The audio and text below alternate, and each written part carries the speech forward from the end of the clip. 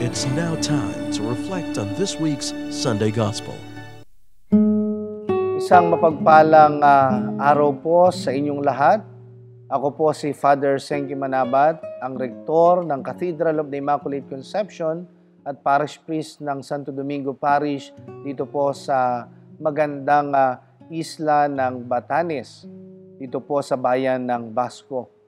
Sa araw pong ito, ang kapistahan ng Santissima Trinidad ay ating pagninilayan ang Ebanghelyo mula kay San Juan, Kabanatang 3, talata 16 hanggang 18. Isinasaad po sa Ebanghelyong ito ang kadakilaan ng pag-ibig ng Diyos.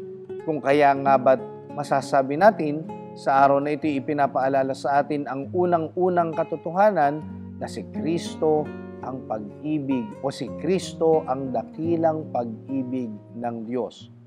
Pangalawa, si Kristo ang pagliligtas ng Diyos. At kung ating pong pagsasamahin ang dalawang katotohanan ito, simple lamang ang ipinapahayag nito na di kailanman mababago ng ating mga ginawa, di kailan mababago ng ating pagkatao ang pag-ibig ng Diyos. Sapagkat ayon po sa aklat ng unang Juan, Kabanatang 4, talata ay 8, ang Diyos ay pag-ibig. God Himself is love. So, it is God's nature to love us.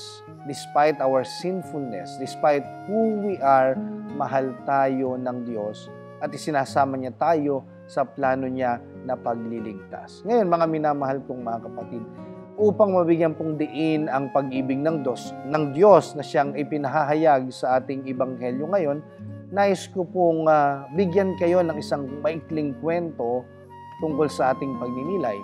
Dito po sa Katedral ng Basco, Batanes, ay mayroon po kaming Sunday Bible School para sa mga bata. At sila po ay nagkakabisado ng maikling sitas mula sa Biblia. At hindi ko po makakalimutan ng isa sa mga batang estudyante namin nang tanungin ko kung ano ang kanilang favorite verse in the Bible. Katulad po ng isinasaad sa ating Ebanghelyo ngayon, ang kanyang paborito ay ang John 3:16. But he recited it in Filipino. Sabi po niya, gayon na lamang ang pagsinta ng Diyos sa sanlibutan, kaya ibinigay niya ang kanyang bugtong na anak upang ang sino mang manalig at sumampalataya sa kanya magkaroon ng buhay na walang hanggan. Tumimo po sa aking isipan, sa aking puso, at tila baga paulit-ulit kong naririnig yung salitang pagsinta, sapagkat ang salitang pagsinta ay mas malalim sa salitang pag-ibig. Pagsinta, you are my only one. So ganito po ipinahayag ng bata yung pagsinta ng Diyos sa tao as if we are very special to God. At kapag pinag-usapan po ang pagsinta ng Diyos, ito'y parang kwento ng isang taong nalulunod. Yung nalulunod na darating ang Panginoon at sasabihin niya, pumaroon ka na sa pampang sapagkat ako na ang malulunod para sa iyo. That is God's love. Yan po yung pag-ibig ng Diyos. Tandaan po natin, sabi sa sulat ni San Pablo Apostol sa mga taga-Roma, ang kabayaran ng kasalanan ay kamatayan. Pero hindi tayo ang namatay sa krus, kundi si Kristo ang siyang umako ng kabayaran ng ating kasalanan, bunga ng kanyang pag-ibig sa bawat isa sa atin.